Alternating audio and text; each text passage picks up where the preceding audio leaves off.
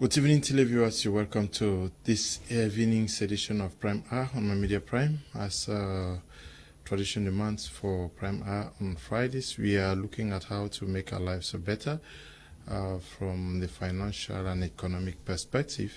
Today, we are going to be asking how to move from a fixed to a growth mindset,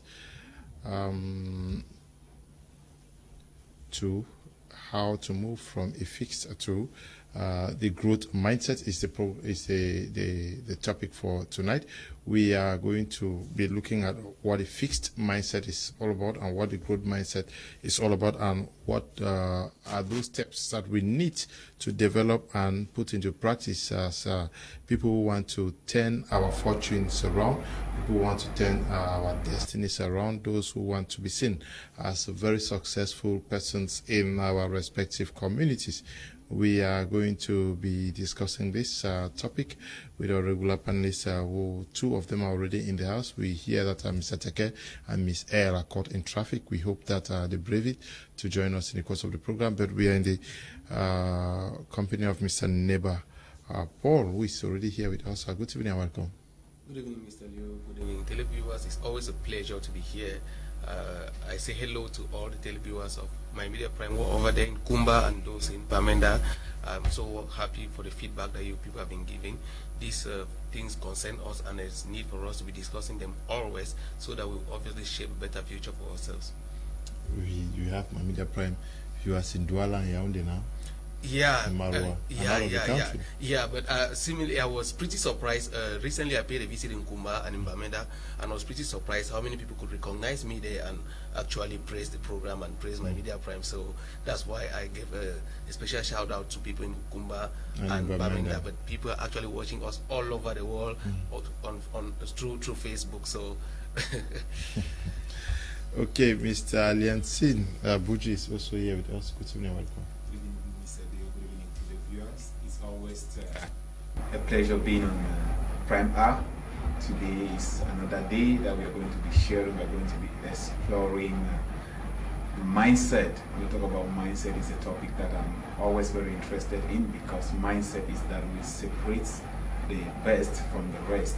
So it's going to be a wonderful session, I can promise, and we will keep on impacting and transforming lives through this program, and that's why we are here. Okay, we are going to be discussing this. I'll start with you, Mr. BUJI. We're talking about mindset, a fixed mindset. What do we understand by a person or persons with fixed mindsets? Okay, before we talk about a fixed mindset and a growth mindset, first of all, we want to look at what is a mindset. So a mindset pertains to how you think, your culture, it could be cultural beliefs, and the things that your ideas, they all constitute your mindset. And a fixed mindset is that type of mindset that doesn't change. You hold on to certain things no matter what you believe. Your beliefs are limiting. I can put it that way. You have limiting beliefs in some things. When it comes to a growth mindset, it means that you can learn. Or simple, with a fixed mindset, you know it all, or your beliefs are stronger there. But with a growth mindset, it's flexible, which means that you can acquire new skills, you can get new knowledge, you can actually change, you can adapt to change. So that's basically what fixed and growth mindset is, if I want to put it in the layman's way of understanding it. Okay, fixed mindset is the mindset that we don't want to embrace change with things that they all know. Yes, Mr. Leo, a fixed mindset is that which holds to what was and says it is what it is, and it is what will be, and is not showing any endeavor to make sure that change takes place. That's a fixed mindset. That seems to play against the law of nature, or the law of change, which is something that is constant. That's what a growth mindset instead embraces. Change is something that must occur, and in the times that we're living, it is very necessary for us, like individuals, to embrace a growth mindset, because in one way or the other, change must occur. And if we can't embrace a growth mindset, in the nearest future, we will find ourselves in whatever domain where we are wanting. We might be out of use, we might be out of value, just because we have refused to stay with change, to move with evolution. So today, I think this topic is a very, very brilliant one, because we are looking at where we are in Cameroon, where we are in Africa, and looking at the rest of the world, and then seeing how our minds have contributed to where we are today and the rest of the world. And certainly by the end of this program, we would have seen what we should be doing, what we should stop doing, or what we should start doing in order to have the mindset that will give the necessary results that will push us ahead, Mr. Liu. Okay, many persons are watching us. Mr. BUJI, when we talk of a fixed mindset, specifically, what are those concrete things that people hold on to and not willing to move away from in the society today? In the society today. Okay, for instance, you have somebody who believes that it's the duty of the government or their parents to take care of them. And they think that normally, as a child, you think that you cannot do something for your parents. It's the other way around. It's your parents to do things for you, or you think that you deserve a job from the government. And when there is no job, there is nothing you can do about it. You are there. You only give complaints. You have a blame on something except you. You always have a blame on the government, on people, on your parents, on the economy. Those could be a situation of a fixed mindset. Or a fixed mindset is not only about maybe about daily living. There are some people, it cuts across religion, it cuts across culture. You have some people who believe in some particular things. Like you have somebody who believes that they cannot be rich. Those are things that are all as a result of their mindset. What do they download into their minds? Their subconscious. When it gets to your subconscious, some things that you believe, it makes your mindset fixed and it's no longer flexible for you to embrace change. So basically, somebody with a fixed mindset would take a longer time or will not accept change, because those things are implanted. It's attached to their beliefs. Because a mindset, a bad mindset is like a spiritual stronghold. You can actually be praying and fasting, but the problem is your mindset. If you don't believe that you can live a better life, if you don't believe that you are the change that the world has been looking for, if you don't believe that you can be the savior of the world, then there is no way anybody can help you. Because your mindset, if you don't have a flexible mindset, there is no way you can embrace change. You can embrace something that would improve your life positively. So people with fixed mindsets, they are all-knowing. They believe in the things that they know. They believe in the things that maybe some systems have taught them. The patterns, you're coming to town, and maybe from your village you have some particular way of reasoning. You hold on to those things dearly. You're not flexible enough to adapt to new things and the new environment.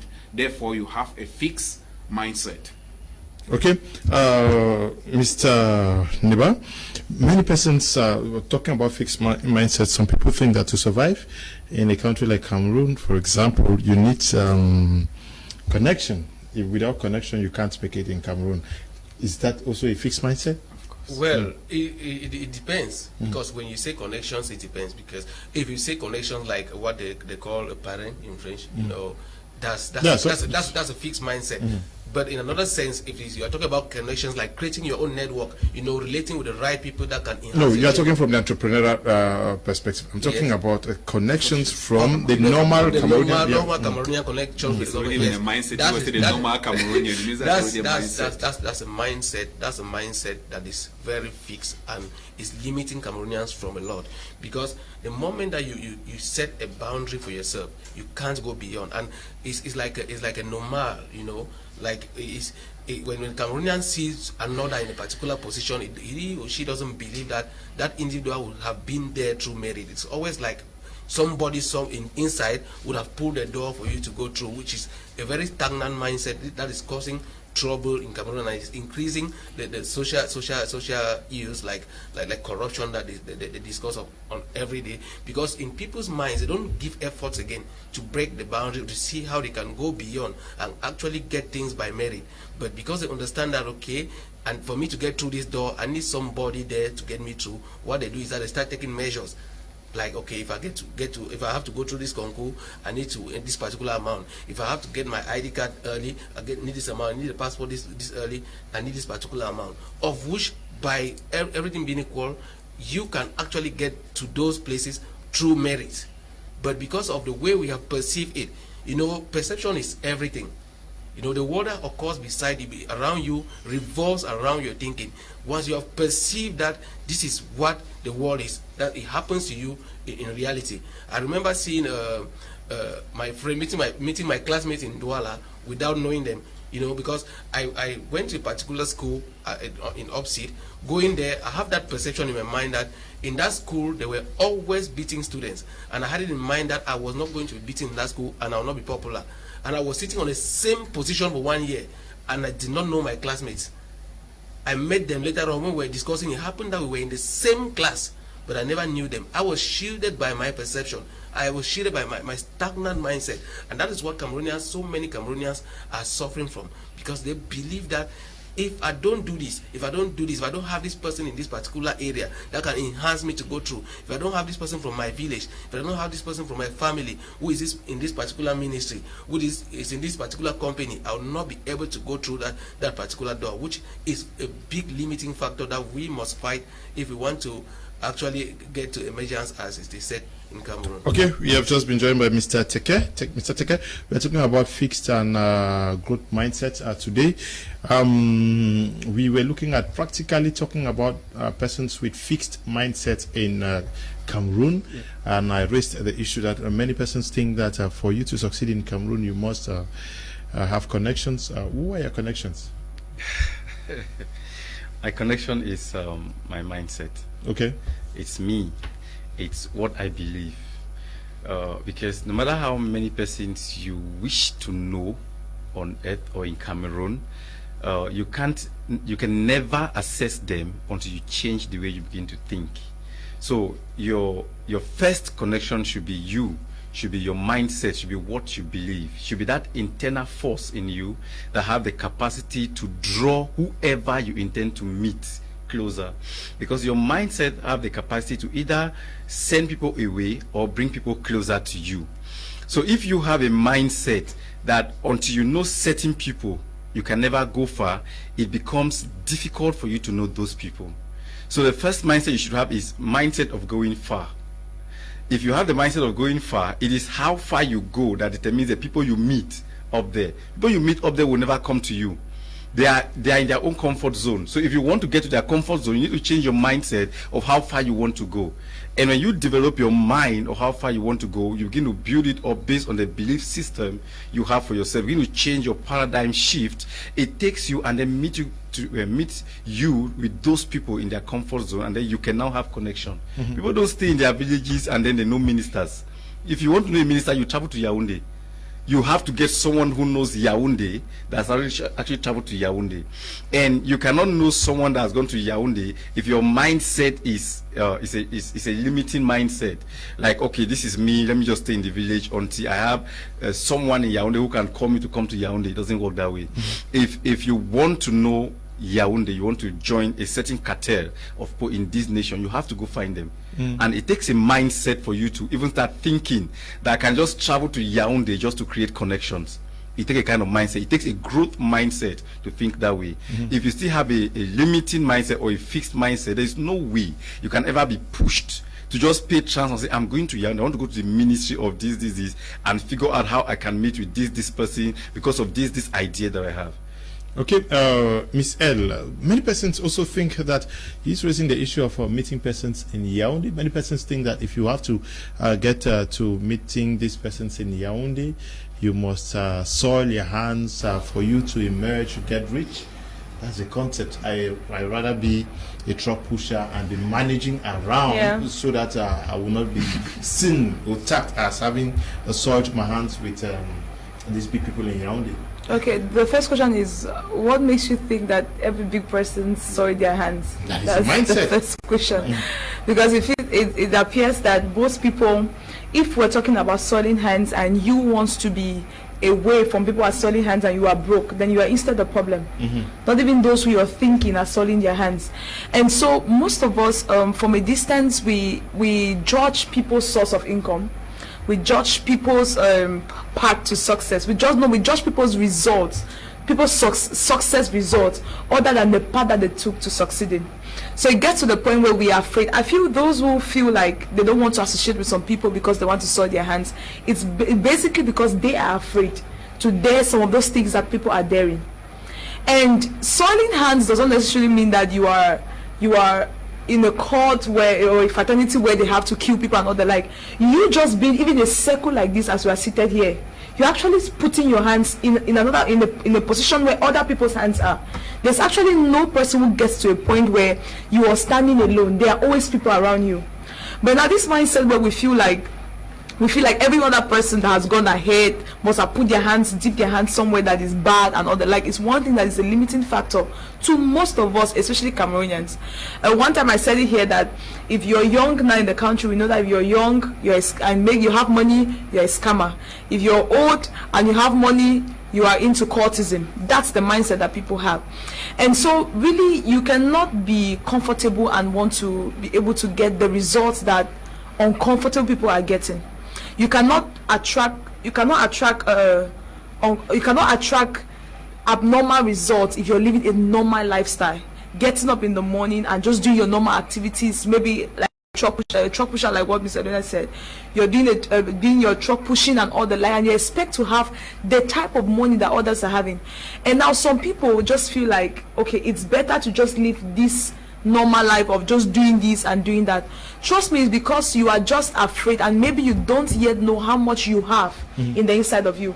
Because most of these people that we say that have soiled their hands are some group of men who just understood what they have, their abilities, and they dared to get more.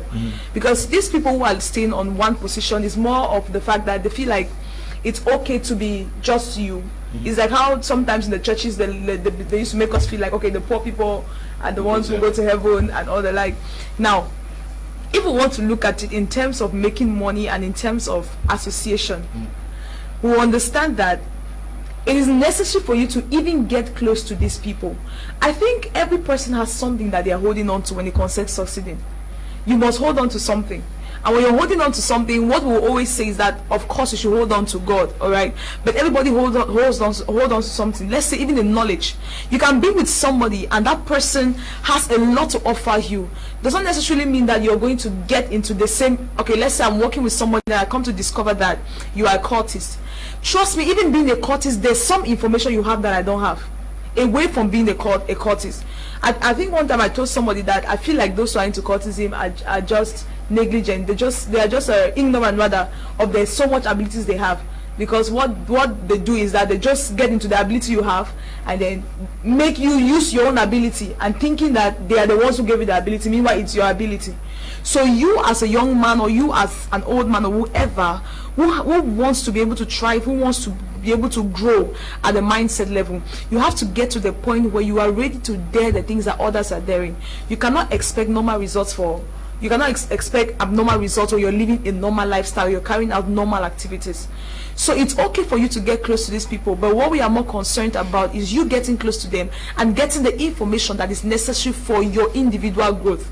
All right, when you're going beside somebody, I think if it's that you are afraid, before you want to get close to somebody, there must be something you have seen from a distance that you're going in for. You don't just get close to somebody like that. There is something you have seen that is attracting you to that person.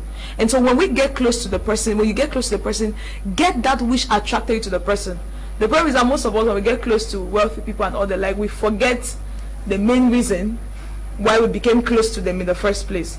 And so we lose focus, and everything we have to learn from them, we just forget about it.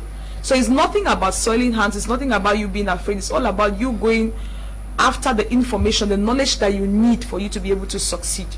Okay. So that's it. Now, isn't it also a mindset not to dare to engage in, We see persons who are PhD holders, who are professors, who blame every day that nincompoops are running their lives. That they think that it is not, they don't dare to do what these persons that they describe as nincompoops and would sit and cry behind, because the others took the courage to dare to say, I want to run a council, I want to be an MP, I want to do this. But some persons think that they need to appoint them to do these things. People don't want to take initiatives.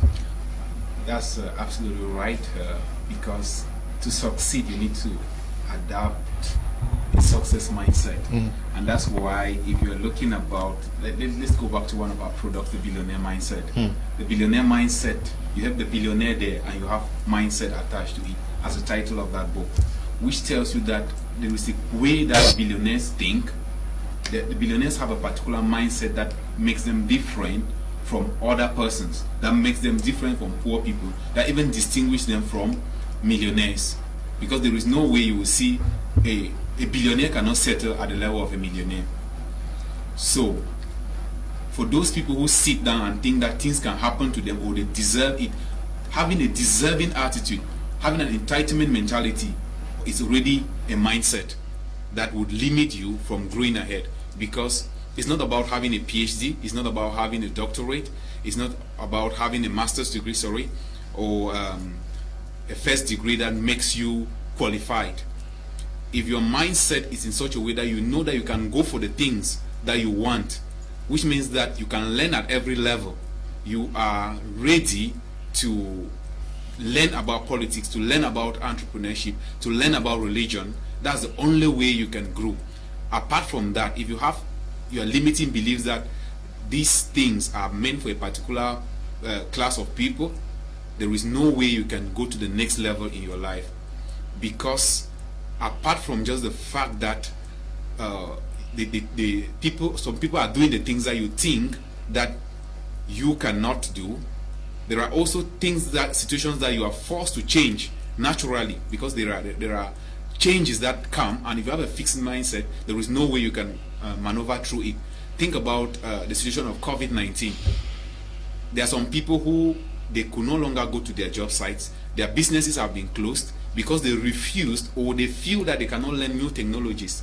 They cannot use Zoom, they cannot use do WhatsApp calls. With those type of limitations, because what you think that you cannot do is already a mindset. You are fixed your mindset, it's not expandable. But with people who are having a good mindset, they adapt to learn at every level. Which means that if they see successful people, they go closer to them and they learn with the objective of doing what? Learning. Must they go close to successful people? They themselves, can they not be the success for others to come close to them in their communities? That's what I said, that you need to be daring. You need to break barriers. See that what is this situation? Or if you think that you grew up in a family, your great-grandfather was poor, your grandfather was poor, your father was poor. With some situations, some people think that, oh, I cannot be a rich person. It's our destiny. It's our destiny. But with somebody who has a good mindset, they say, I will be the only rich person in my family.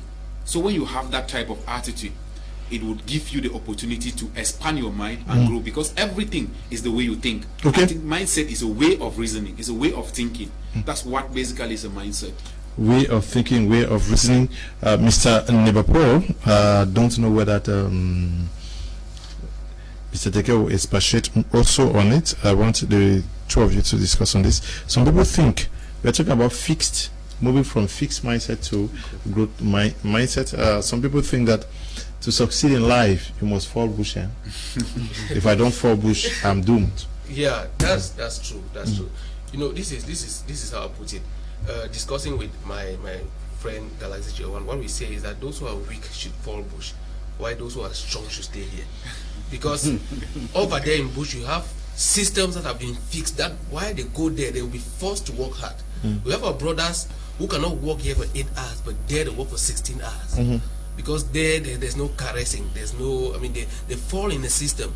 But those who have that energy, that strength, who think that actually change this country, should stay here. Why those who are weak go there, get into the system, gather resources, gather knowledge, bring it back, while we combine together and develop this country. Having the idea of following bush and making it out there before coming here, to me, is not a problem.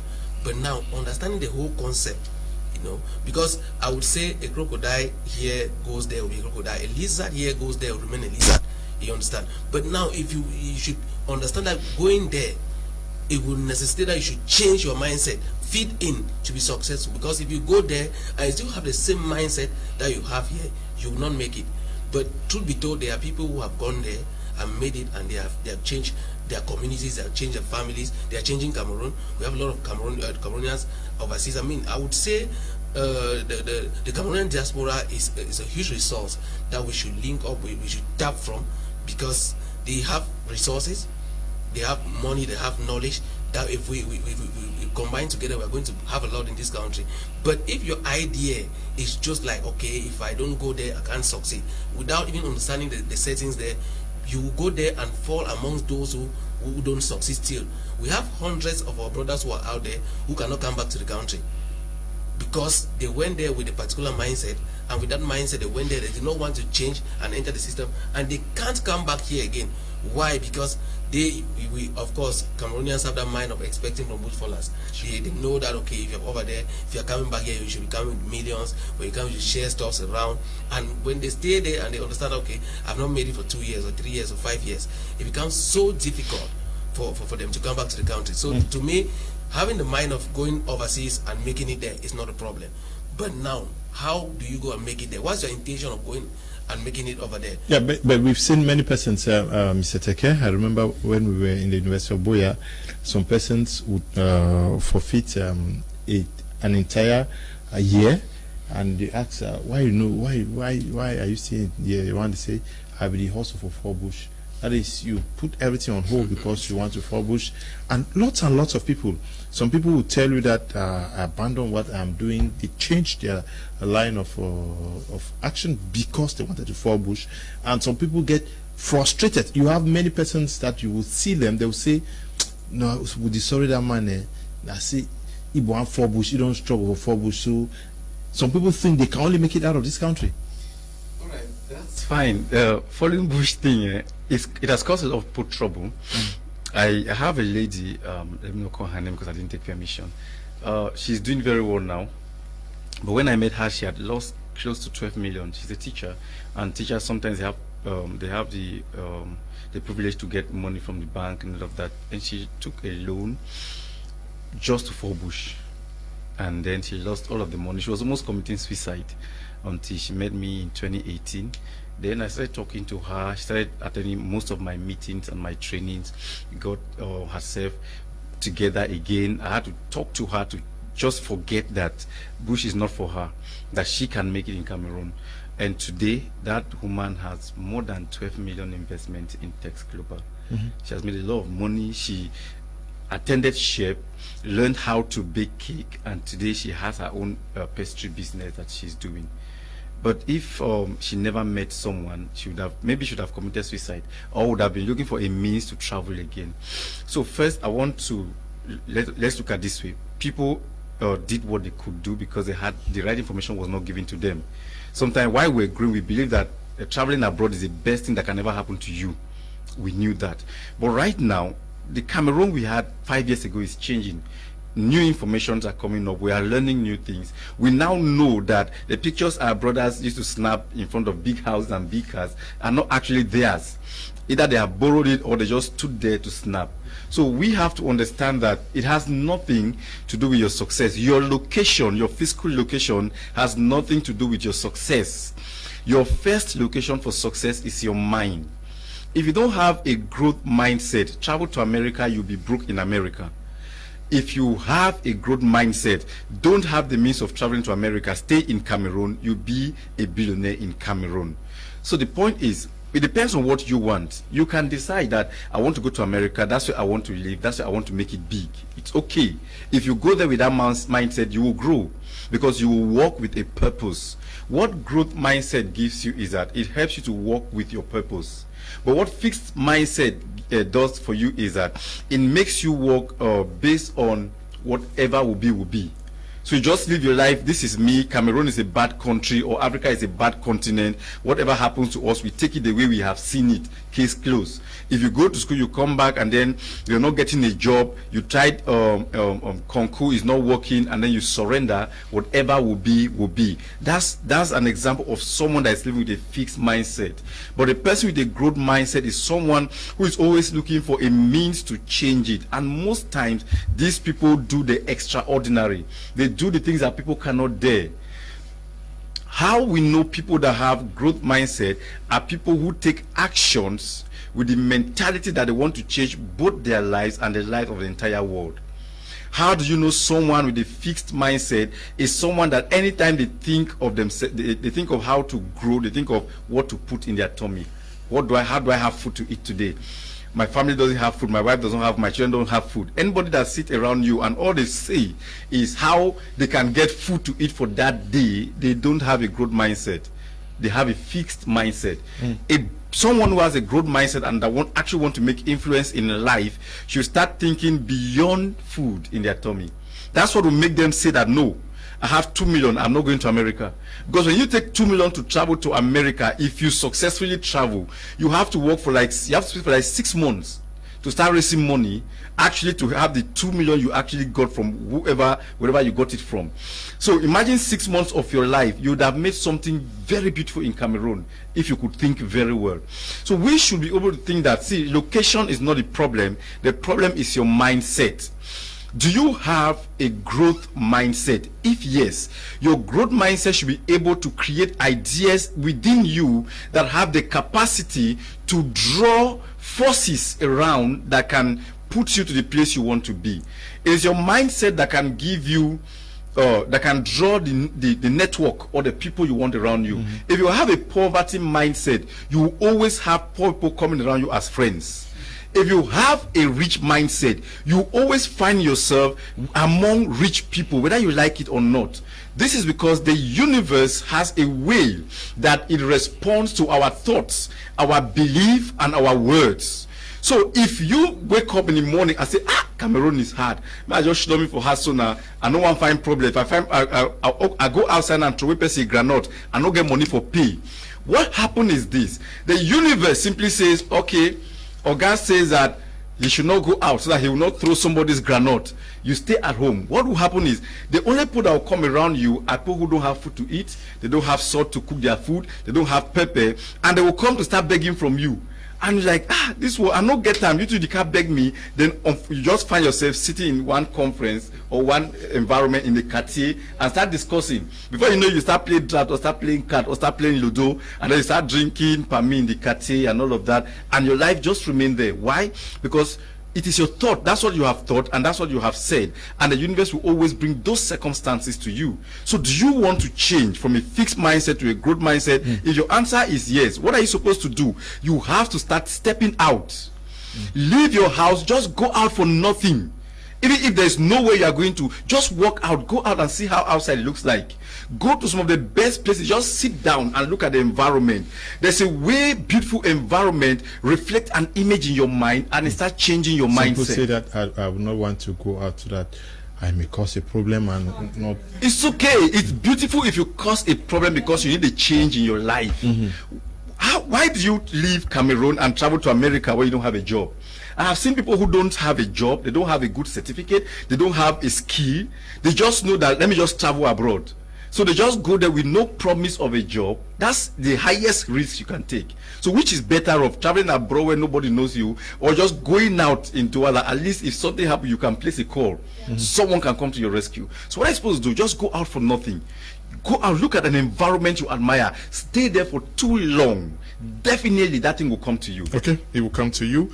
Another fixed mindset is the fact that I come from a broke family. Yes, my father did not leave me with land. I've read many persons say so, that we had virtually nothing, so there is nothing I can lean on. Those people, they are succeeding because their father left 7 plots, 15 plots for them to sell. Yeah. Mr. Lewis, I think this thing is me. Okay, so it's me. Someone actually saw me one day, and as a matter of fact, 2 weeks ago, someone went to one of my companies and then was talking to the ladies at the advertising billionaire mindset to him. He's actually a lawyer, and then he said, leave that smoke, but I know the boy now who give money. Say, Test Global no be company. Say, now people, they are company, they just gotta open the company, just put him in stand for forefront. Why? Because they can't imagine that someone at this age from nowhere could actually have this kind of name. I don't have a family name. Let me use that word. As in name, if it has to be name per name. I don't have a family name because you don't even know. I don't even know my father's village. My father was adopted by my mother. I think I just started saying that recently because he grew up in he stayed in my mother's village, built a small plank house in my mother's village with no property for any of his children to hold on to. The only property my mom and my dad had was there were 11 children, 12 children. And unfortunately for them, none of these children died. So my parents died, leaving 12 human beings, broke, hungry, tattered, beaten, battered, and shattered. And nobody was making a headway from nowhere. Everybody you have to take care of yourselves. And that was a big problem for me. I don't know, somehow I find myself getting angry with that condition. If you go to my house today, because of the crisis, so nobody can actually go to the village. But if you go to my village, my mom's village today, we don't have a house, we have a plank house. Those kind of houses where if you stay outside, you can actually see through the house because you see rats have eaten, maggots have eaten some of those woods and all of that. It's not been long they put cement floor. You know, you can just put cement and floor the place. It means it was ground. It was bare floor, mud floor. So you don't need to come from a very rich home, or you don't need to have an inheritance. It might be a plus for someone that have a growth mindset, but you don't need all of that for you to be successful. I always say this: everything you need in your life for your success is in you. All you need to do is to step into the right information and to locate the right environment. Okay. 3 things that can change your life. Number 1, right information. Number 2, the right people. Number 3, the right environment. If these 3 things are in place, everything about you will change for good. Okay, Miss L, you see, you have to talk. Maybe you came from a very rich. You are talking to the world today. You're on TV, and the entire world is watching you. Maybe you come from a very rich family. So talking about rich family, I think it's really. Limousine that dropped you out there? Should I say the car that drops me out down there? Okay. No, I'm not from a rich family. I think in our family, there is actually nobody.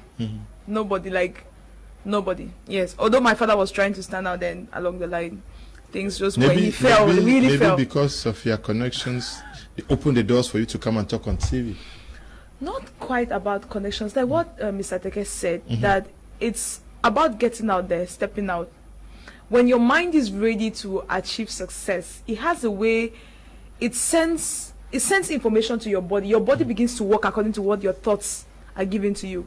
And at the moment you start stepping out, there is no way you can lose opportunities. You always identify opportunities. And sometimes these opportunities, you even identify them unconsciously because it's just what has been so much in your thought pattern. And they begin to form the realities around you. So if we want to look at the aspect of background, see, our background has a vital role it plays, but it's just two things. It's either it pulls you back or it pushes you in front. It depends on you, the person in the picture. How do you see the picture? It's either you get angry and change the situation, or you get angry and stay in the situation. So if you think that it's more of somebody has to leave something for you, nobody owes you nothing. Nobody owes you nothing. It's you who has to take that decision. You have to make those bold steps. I always used to use this example when I left secondary school, about to go to the university. That was about the time my father's business crashed. And so we had to choose. We had the family meeting and they had to choose, like, okay, so who is going to school this year? Who is waiting behind? And now, since my elder sister had difficulties passing the advanced level, and that year she just succeeded. So I was like, she has really been strong with advanced level. Me, I just came and I passed. At least let her go ahead. When I made that decision, I remember one of my friends told me that she asked me a question, when I took in a one life, that's what she asked me. Like in a funny something, she just said it like a joke, that when I took in a one life and it passed. When I sat and thought about it, I was like, okay, if my parents cannot fund the both of us now, then I should look for a means. I always use this example because the steps I took that time, till today my mom used to tell me that if you had not taken those steps, you could have stayed, finally you could have remained in the house. Because I left the house, called for somebody and told the person that, lend me money to go to school. And the man was looking at me like, how will you pay me back? I was like, give me the money, I'll pay you back. And that was how I had to fund my education, went to the university, moved from step to step. I might not want to tell the story, but just move up to this stage that I am in right now. So it's nothing about your background. It's more about you, your determination. What do you want for yourself? Our family backgrounds have a way of always, it gives you a picture of who you should be. When you're born into any family, it just tells you who you should look like first. You're the one who accepts it, if you want to be like that or not. You were born into a rich family, it's all good. But you might just want to live a flamboyant life, a luxurious life, so much so that you will not plan for your future. Someone can be born into a poor family. The family already tells you that in this family it's like this. So you should just know that this is how it works. I remember my mom used to say that when they were growing up, her father used to tell them that he does not like his children working under the government. Your auntie sells fish. Yes, everybody. They will put you into fish business and everybody. Yeah. Yes, she said they had that mindset, like, let's just live when you're poor, you're peaceful. So everybody should just be peaceful, and being peaceful means you should be poor. And so she said it was her elder brother who took the challenge. He's actually of late now. He took the challenge and decided to force himself through school. And as he started going ahead and getting so much information, coming back to the family, he comes with a different mindset and he starts challenging everybody's mind. Like Mr. Teke Yes, like what he's doing, yes, he finally succeeded in challenging everybody's mindset, so much so that everybody in their house built a career on their own. This one is an accountant, this one is a doctor. Everybody tried to have something that they were doing. But if somebody had not taken the decision to step out and come back with another information, then it could have ended like that. Yes, to say that we need to take that step of faith is true. I remember that there is somebody who has been watching us from Yaoundé. He is a retired adjudant chef who admires what we are doing. He has age. He called me from Yaoundé and said, I like what you are doing. Can I come over? He was here. He's going to be passing on programs subsequently. He was here. I gave him the opportunity. I interviewed him. Last week, I sat down there and one bar came from Bamenda, said, Mr. Kum, I come up Bamenda, I can't see you. We spoke, and I told him, can I interview you? And we had an elaborate program with him. I'm sure by next week he's going to be on air. They saw it and they called and they made that move. They came here.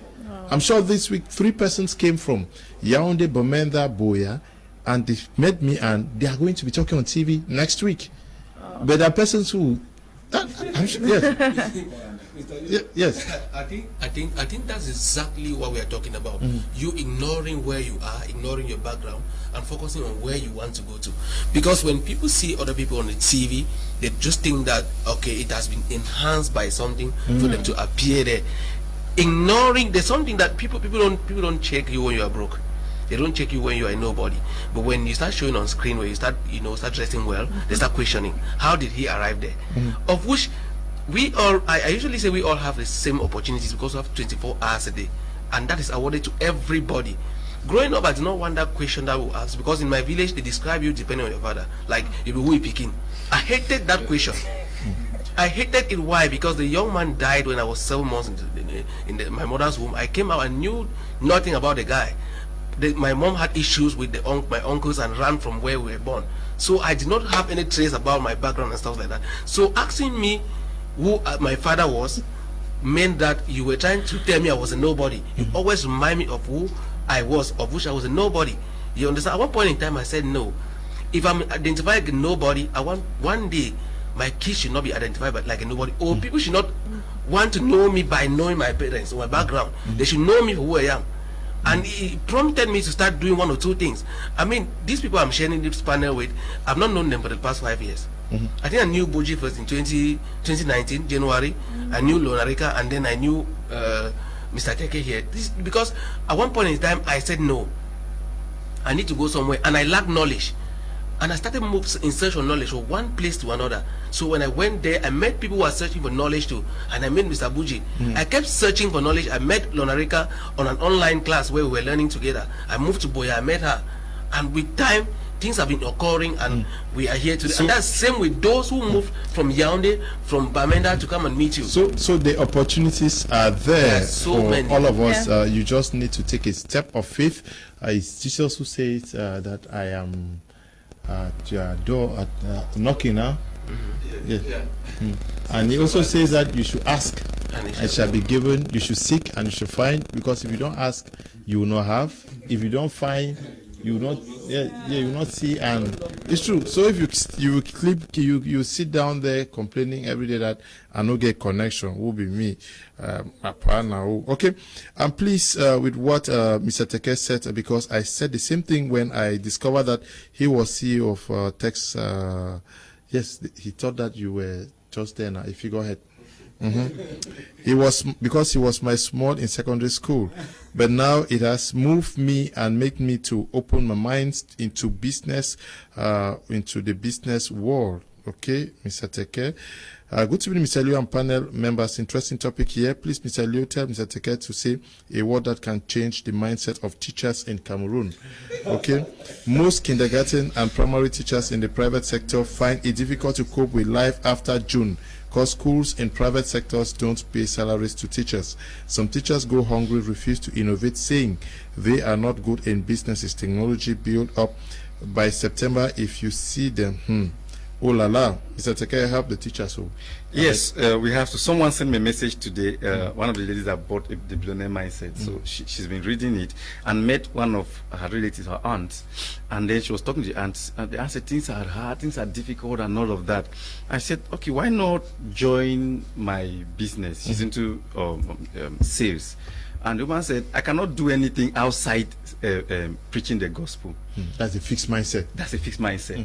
And she was like, but you don't have money, you are complaining. I can't do anything. And she's broke, and she was advising this her little niece that, see, if you know that you want to succeed in life, just be preaching the gospel. And so this lady snapped a part of the Billionaire Mindset that I wrote. There's something I said. I made a statement. I said, whatever you are doing on earth, do it with the intention to help humanity, and you'll be fulfilled. And she screenshotted that, sent to me that this is what she told the sister. And the sister said, but she has to think about this. That she has never thought about this before. Because she told the sister that doing business, as long as you're affecting lives, that is ministry. And that's what I always tell people. I said, somebody said, are you a pastor and you're not preaching, you don't have a church? I said, no, what I'm doing is actually ministry. I run a ministry called Money Making Ministry, and it's helping people's lives. It's true. I go to churches and I meet pastors in their churches, they are building, and I give them money for building projects. That's ministry. So teachers, what are we supposed to do? The average Cameroonian teacher has an opportunity to make a lot of money. All they have to do is to move from a fixed mindset to a growth mindset. A teacher who preferred to borrow 10 million and was spread it for 20 years for him to pay that money, and use the 10 million to go and build a house that will never even complete it. That's a fixed mindset. Because every average teacher knows that if I build my small house and marry my woman, that is all. Why not take this money and put it in a business and see how it runs? Every teacher that has been around me from 2017 till now, except the one that did not listen, their lives have changed. I have my cousin is a teacher. He teaches somewhere around Limbe. As I speak to you now, he has money. He has his own land. He's not thinking of how do I build the house, because he already has investments running for him. So if you have the opportunity to take a loan, why do you take a loan to build a house that you know? Because they will build and then leave halfway, stop halfway, go, struggle to pay the debt they have borrowed, and then take another loan again. So for 40 years of their lives, they'll be paying loan in the bank. Don't ever borrow money to build a house or to marry or to buy a land. It doesn't make sense. Or buy a car. It doesn't make sense. If you are taking a loan, take a loan when you have already prepared yourself for an investment opportunity. That's going to help you to raise a lot of money, pay back your loan, and you have a financially free life. So based on that request, I think I'm going to talk to my team. They should be able to fix up a training session. It might be online or offline. I'm going to have a training session with all the teachers that we can access. So after today, just send a message to the numbers you have on your screen. We're going to have an online training session or offline training session based on what they will decide. I'll have a meeting. I'll fix a training for all the teachers that we can access, telling them what they should do or how they can manage their salary, how they can save, how they can raise money for an investment, and even give them investment opportunities to change them, because these guys are doing a lot for us. What we are saying today, teachers actually helped package our lives together, and so they are not supposed to be going through what they are going through. So I will take that responsibility and see how I can help in my own way to give them the mental training they need. Okay. All the opportunities are available, but we will give them the mental training they need to put them at the point of their game where they should attain financial freedom. Good evening to all in the studio. Mr. Teke, you are what inspire me a lot. Thank you. Please, is there a way I can get to talk with you one-on-one on financial counsel? Just call the numbers under your screen. You talk to Mr. Teke. It's free. You will not be asked to drop a is it a seat? Seat. No, yes. No, don't drop seat, please. One-on-one seat. You will not be asked that. Greetings, Mr. Leo. Thanks for the program. Just from hearing Mr. Teke's story and knowing NEBA Paul so well, I strongly believe you must not be long before you can make it in this life. I strongly stand with Mr. Teke on his mindset definition. Maureen is writing from Bamenda. Good evening to you. Maureen, yes, it's true. This one says, I'm Paviet from Kumba. I really love Mr. Teke's program. It really teaches. Good evening. Good evening, Mr. Liu. These speakers are too exaggerating their motivational talk. They always have a sad story to tell. Let them tell us the truth, how they got their capital. we are all living in Africa, and we know the system. Jackie is writing Mr. Lucy from NEBA. That's my mindset. Okay, thanks for the response. May God preserve you. Okay, thank you very much. Good evening, Mr. Liu and crew. I'm Conrad, watching from Bamenda. I so much love this team. Mr. Teke, thumbs up. I just finished reading his book. Firstly, no grammatical error and so rich. In fact, I feel like flying already. Just trying to raise capital now, and the sky will be my limit. Okay. A fixed mindset is pessimistic, static, conservative in nature, not worth embracing, while a growth mindset is dynamic, positive, optimistic. The mindset I encourage most, especially youths of today, to embrace. Greetings to you, Mr. Liu, my bro NEBA, and your crew of the evening. Nzirulan is writing from Bamenda.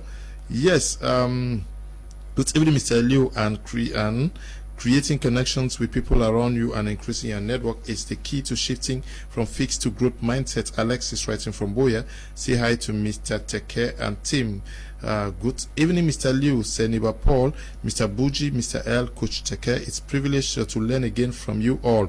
A perfect example of a growth mindset is what my Media Prime is doing to educate the population via their programs. Ngu Breeze is writing from Douala. Thank you very much, Mr. Ngu, Mr. Liu, and the panelists. Greetings until the truth, sincerity. Okay, and this is not related to what we are talking about here. Wow. Good evening, Mr. Liu, Mr. Teke, and panelists. I feel so relaxed listening to you guys. Honestly, I'm so encouraged this evening, Mr. Teke. I would like to follow your teachings and make it too. Yes, call the numbers on your screen. You're going to hear from them. Mr. Liu, please tell Mr. Teke that we need his advice too. Not only teachers. Frank Moto is writing from K-Town. Good evening to you all in the studio. Boss T will organize a teachers conference in Dian for your presentation. Move on with your good works. Munimba will be glad to welcome you. Yes, I hope the boys will not disturb him, man. God bless you guys. Madam Gaka Rulitz writing there. Good evening to you, Madam Gaka. Good evening, Mr. Liu. I think successful people are people who work is backed by grace. From my experience, most successful people think others can only become successful by using the routes they took. For me, I think the best advisors are people who failed so many times before succeeding. Yes, but that is also what we are talking about. Senior Lapena writing from Melon. Good evening, Mr. Liu. The problem is the educational system. If we were trained on how to have an entrepreneurial mindset from primary to secondary, we would be able to do much. However, the government policies are not geared towards that direction. However, I do have a firm conviction. The government policies are not geared towards that direction. However, I do have a firm conviction. There is a solution to every problem. Zin is writing from Boya.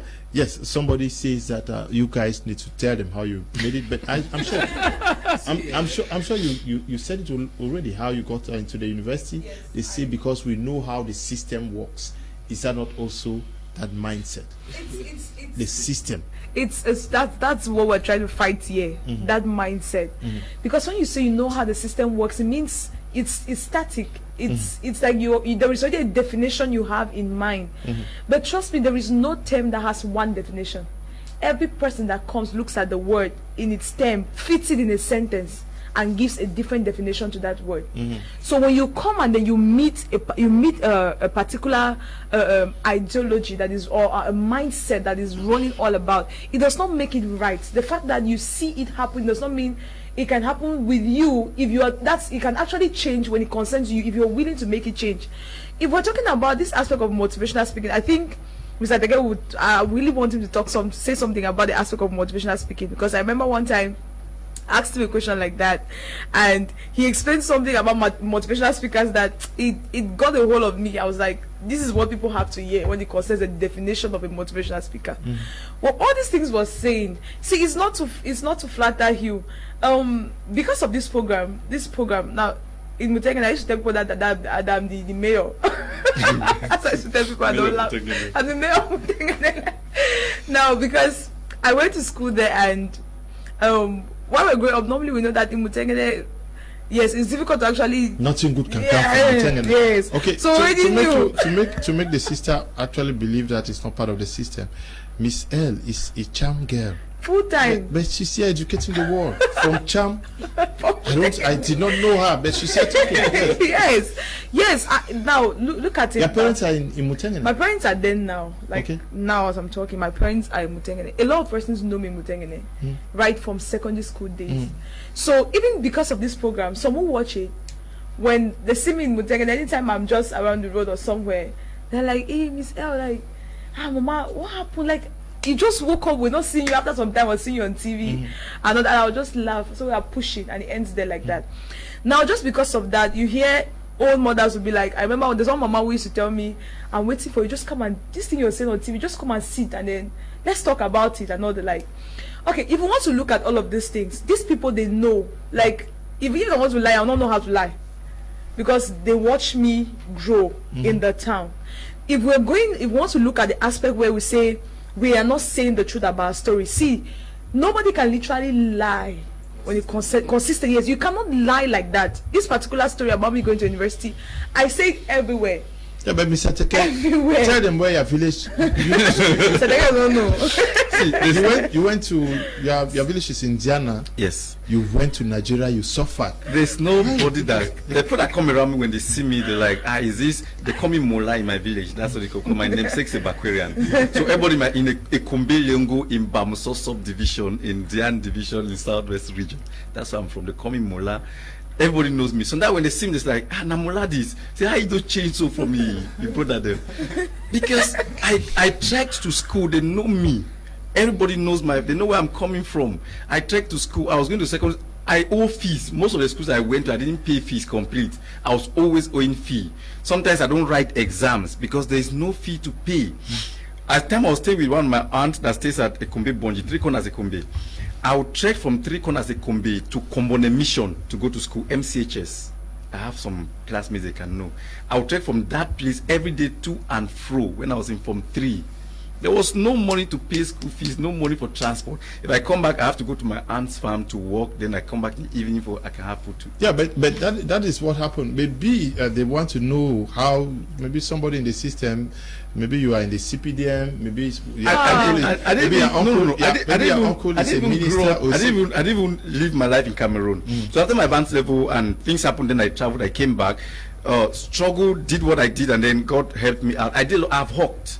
Like I have sold a lot of things. I have hawked cream, I have hawked lotion, I have hawked cosmetics, I have carried things on my head to sell. I have taught as I've taught as a French teacher.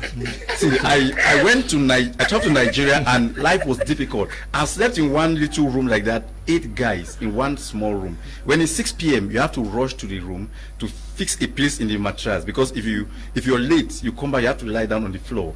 And the rug, this kind of rug in that floor has stayed for years. If you lie down and wake up and you mistakenly turn and your feet's on the floor, you wake up the next morning, you must have catarrh. There's no two ways about it. I grew up in that kind of environment. In Port Harcourt, I was struggling to survive. Now, I was figuring out what am I supposed to do? And now saw it that Nigeria is trying to learn French, because we have a lot of foreign investors coming in. But I'm from Cameroon. I know I don't know French, but I have that blood in me. So I decided to start teaching French. I will go on YouTube, I will learn pronunciation and all of those things, and I started making money. I even went as far as writing a French book, and I made a lot of money. I had to now send myself to school. I went to LEANCE Français. I had to learn French. I came to Cameroon, started learning French, started making inquiry, started doing French online. I did not only stop there. When I started growing the business, I started recruiting other French teachers from Cameroon. I'll send them to schools, take contract. They will pay me, then I pay them in turn. So it's a growth mindset. I wasn't fixed at my misfortune. I grew because I was challenged by my environment and by my condition. So there is nothing like we know the system. Nobody knows the system. See, one man's action in the world has the capacity or the power to change the entire world. Yeah. My action to be angry with my condition has changed the world of over 10,000 people in the world today. America, Japan, Germany, Dubai, Africa, they are all benefiting from my idea because I was angry with what I was going through. So you cannot tell me you know the system. I've been there. If you talk about suffering, I know what suffering looks like. If you talk about failure in business, I know what it looks like. If you talk about disappointment, I know what it looks like. I have opened a business, created for someone, the person was running the business, ate the whole money, disappeared. And I came back. I have given someone money to do business in Malabo. He traveled till today, I have not seen him. I have given my car on credit, and I was working on food, and I was paying debt, and someone ran away with the money. So you can't tell about suffering. I know it all. The only thing I say every time I talk is this: thank God that I went through a lot of things earlier. God taught me my own lesson on time. I didn't study pass through those things at old age. Greetings to the crew in the house. My name is Frank, writing from Manfi. Actually, the problem with a lot of people today is because they don't want to work, and some of them are very lazy, because I see no reason why some people will leave this country where there are lots of opportunities to make money. I, for one, be honest with you, I served my master for 10 whole years. I was being settled in 2016. Today, I am a master of 3 businesses. I bought plots. I have a building that belongs to me. I love your program. Thank you. Yes, these are the mindsets. Kind of testimonies, yes. Good evening, Mr. Liu. I'm Kebila Bright, watching from Dubai, United Arab Emirates. I want to say a very big thank you to my Media Prime for this amazing program. It's an eye-opener to youth all over the world. I always follow it, and I learn a lot from it. Shout out to Mr. TEKE, senior coach, BUJI, and the rest of their team. May God bless you all for being an inspiration to this generation. Thank you very, very much. Good evening, Mr. Liu, Mr. TEKE, Mr. BUJI, Mr. NEBA, and Ma'am Lorna. Thanks for transforming this generation's way of perceiving life's situations. A man is truly the architect of his life if he gets in contact with a spark of the right information and goes for additional knowledge while giving himself an opportunity to new knowledge. I, for one, I believe I can be anything I want to be, and I am an unlimited human moving on the earth. All thanks to great minds like yours. Prince Tawa Edi is writing from Limbe. This one says, good evening to you all in the studio. Boss T, will organize teachers conference. Okay. Moni Daniel is writing from NEBA. He says he's going to organize something.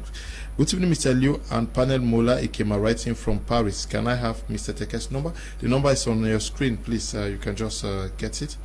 Good evening to you, Mr. Liu and panelists. Let the infinite spirit be with you all. Amen. Please text global. What about the text money loan scheme? Ngala Divine is writing from Boya. Okay, I may also be interested in the loan scheme. Good evening to you in the studio. When we are talking of peace, I beg to say, government. Okay, no. Good evening to you in the studio, and especially to Mr. Teke. I love people like him who can educate and bring out the real person in. A person, in fact, youth needs to connect with people like Mr. Teke. God bless his works. Aso is writing from Boya. Good evening to you all. Mr. Teke is indeed a financial evangelist. I don't regret joining his platform. Okole Shella is writing from Douala. This one says, no, even a seminar in Bermuda. But something was organized in Bermuda recently. Last Sunday. Text Global is in Bermuda, but unfortunately we did not talk about it on Friday. But we think that something bigger, a mega something is coming your way in Bermuda. Text Global is organizing something that will be done in Bermuda. Somebody says, but why are you limiting to the Southwest? It is just recent that people here in Bermuda have started talking about Text Global. Please try to create a seminar in the Northwest. Tila, again, this is another person. Yes, there was a seminar last week in Bermuda, but another seminar is being planned for that. Now, Mr. BUJI, one of the things, that is limiting people on a particular spot is that I must be doctor. I must get first degree before I succeed. I must get masters before I succeed. I must go school. I must go school.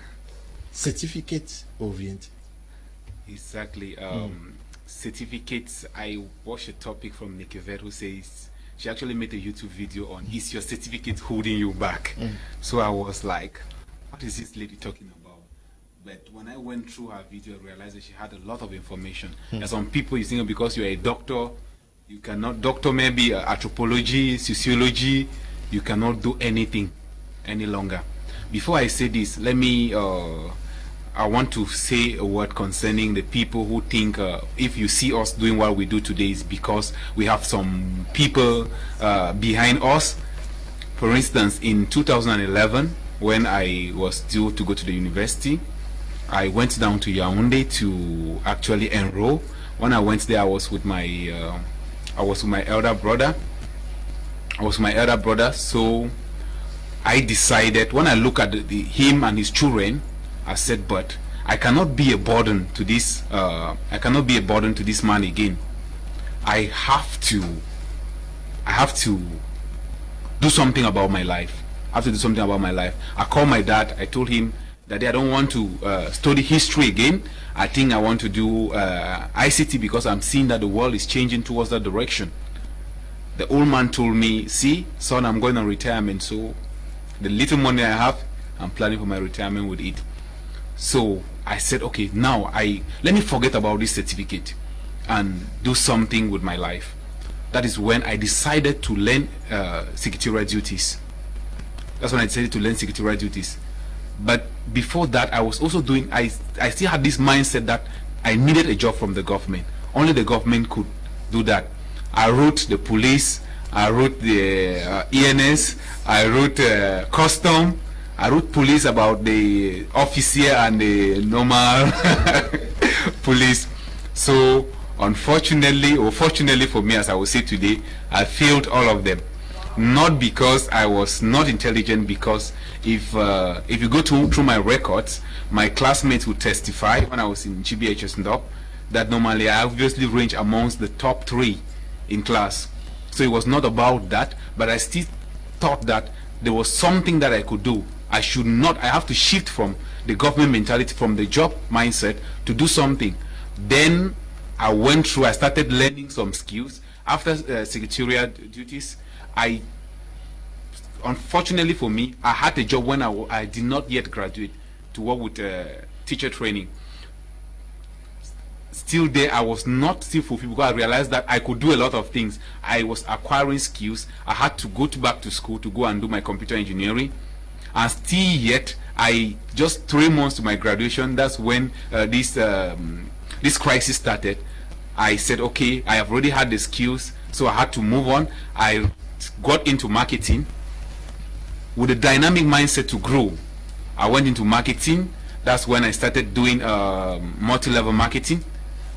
Yet I could sell anything. I realized I had the one skill that every human being needs now is to be able to sell something. No matter what you produce, you have to be able to sell something.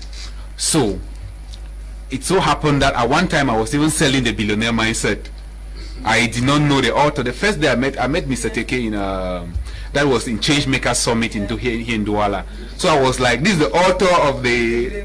I thought the man was one white man who sold the book, who wrote the book, because I could not imagine.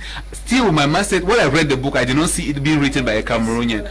So it still tells us that we don't even believe in ourselves. We don't believe in the products of this country. Yeah. So we should not say that we can only succeed because we must have certificates or degrees. Yeah. Of course, that is not the case. If it was about certificates and degrees, then I would not be here, because I've had Text Global is my 11th stop when it comes to working. Yeah, and nobody has ever asked me for which certificate.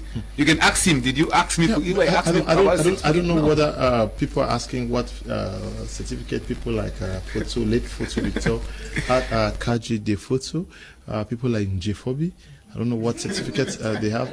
Yeah. So I think we should learn from our community. Yeah. Peace is not certificate, it's certificate. What do you know that can put food on your table and change your environment? The issue is me first. What can I use my hands to do? What can I use my mind to do? Because the educational system gives us memorized education. So they just teach you how to go to school, learn history, memorize it, come back. That's why the average intellectual in Cameroon is a teacher. Because the school teaches you this thing you're learning, go back, go and teach the same way. But if you truly have to make influence, you must grow beyond that. You must figure out, what can my hands do? God never gave anybody education. God gave everybody a skill, and that is what we should be able to leverage from. He told Moses, what do you have in your hand? After going to school and having PhD, come back, ask yourself, what do I have in my hand? Like the same standard that I wrote it, he said, if you want to know how bad your certificate is, take it to the bank and tell the bank you want to take a loan and give that certificate as collateral, and see if the bank will give you money. Because if the bank cannot give you money for your certificate as collateral, then it's useless. But does it mean school is not good? It is. It helps us, it gives us a blueprint of what we should follow. But then we need to figure out, I always say this, if you're going to school, have it at the back of your mind that I'm going to school to create jobs, not to look for a job. Okay. If you have that at the back of your mind, it's going to change the way you see certificates. Okay. Good evening to you all, Mr. Liu. I like the way that lady beside you talks, just exactly like my big sister. Is Nelly, writing from Chang. Okay, Nelly, maybe she's also a big sister. Wow. Good evening, guys. I love your program. Should call this career guide award. Keep it up. How to meet you someday. Malam Gambo is writing from Suza. Shalom. Good evening to all of you watching us from Suza, not far from here. Jarvis writing from Yaoundé says, good evening to you all there. And I thank you all for the important messages. Mr. Liu, good evening to you all in the studio. I like the program, which is really teaching and encouraging the masses. Alphonse is writing from Bankim. Okay, good evening to you, Alphonse. Good evening, Mr. Liu. Please read out the number. It's not clear on my TV. I'm Raphael, writing from Limbe. Raphael, the number is 676-220-967. I will take it all over. 676-220-967. That is the number. Call that number. You're going to be attended to. This one says, wow, Mr. TEKE, good evening to you all. I'm so inspired listening to you guys. Okay, Desmond is writing from Boya. Hello, Mr. Liu. I'm happy to have listened to this magazine, though I came late. I would really love Mr. Teke to give us more advice on how to grow financially, because self-employment is now the key. Thank you. Madam Mituge is writing from Kongsamba. Marie, writing from Moliko Ndongo, says, good evening to you in the studio. I love your program a lot. I wish I could listen to it every day. It will help me a lot with the kind of mindset I have now. Thanks to you people for the impact. Good evening, Mr. Liu. Thanks for the program. I am a keen follower of your program. Tell Mr. Teke I will provide insurance service for their business.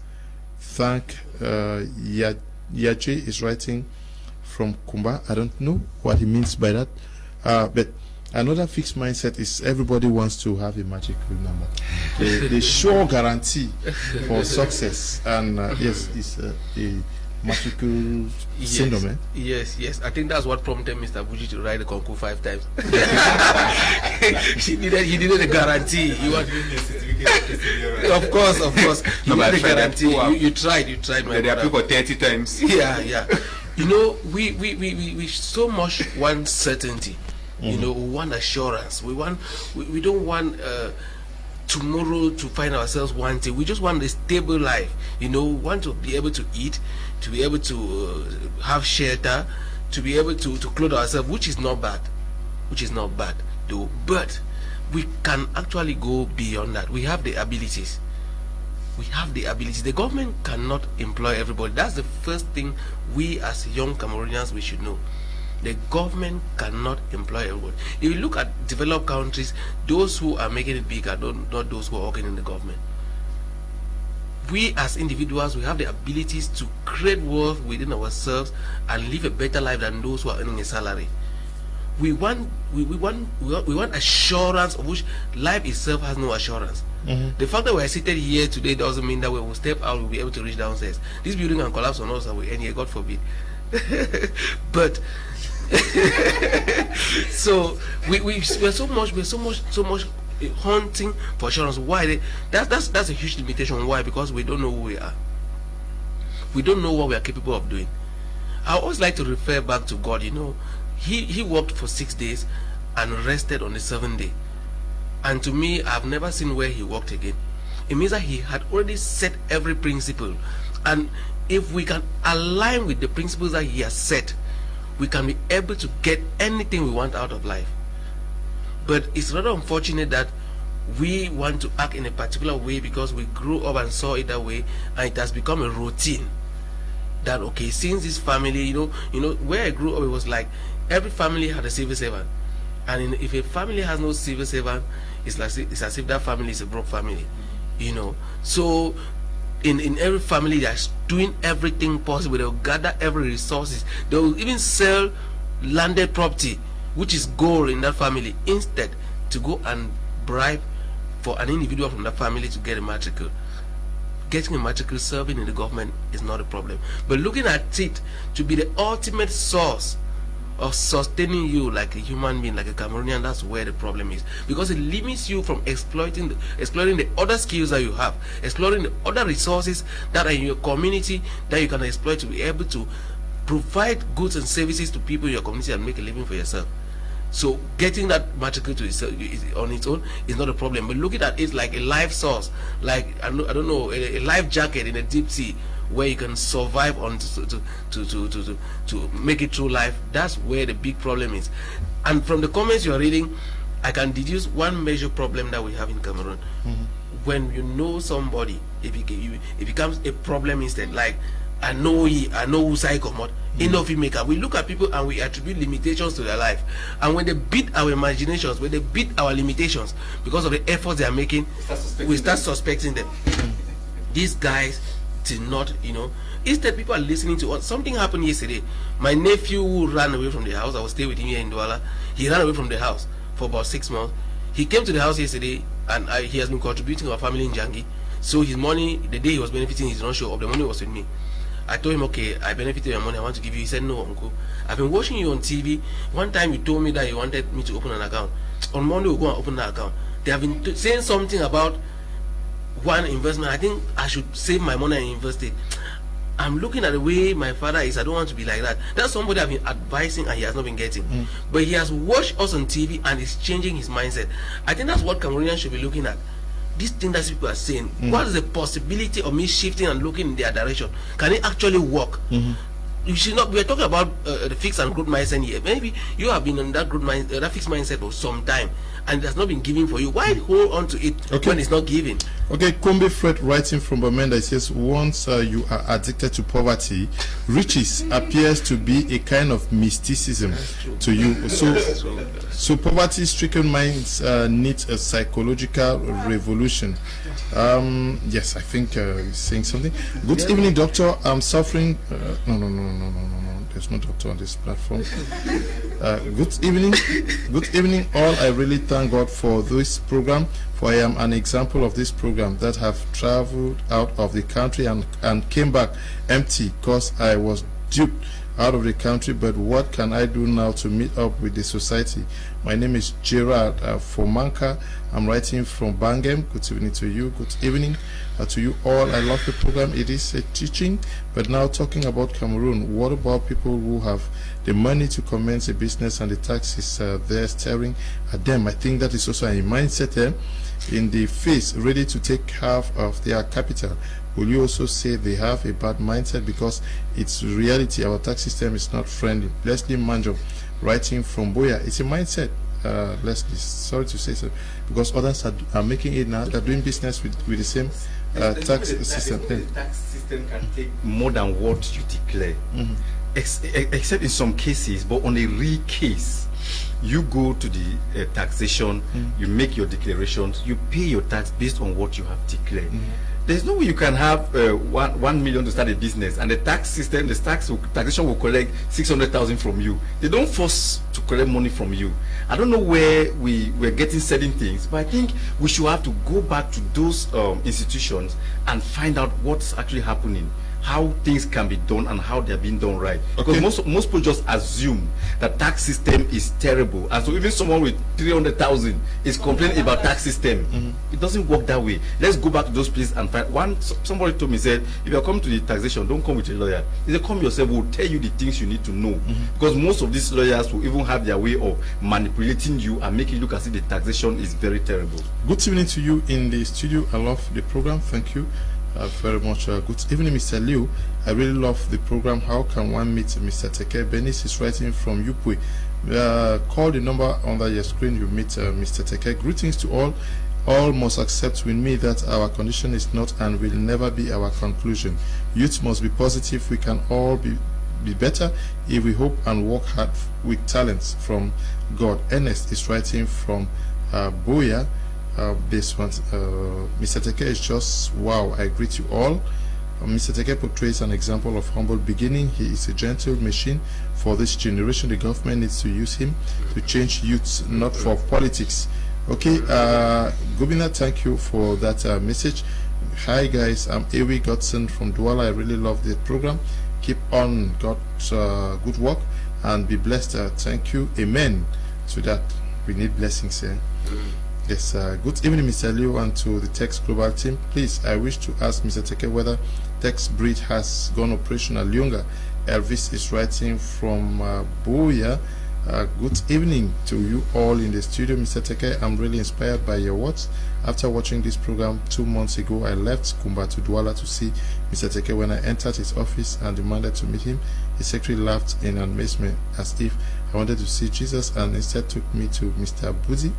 Mr. Teke, please, how much can one pay to meet you? I'm Godzi Ebo, writing from Kuma.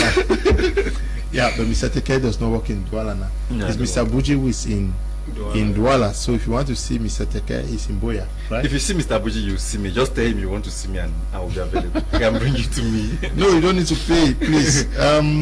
Now, how to develop a growth mindset? No, it's you who has to talk now. You just spoke now. Okay. Yes.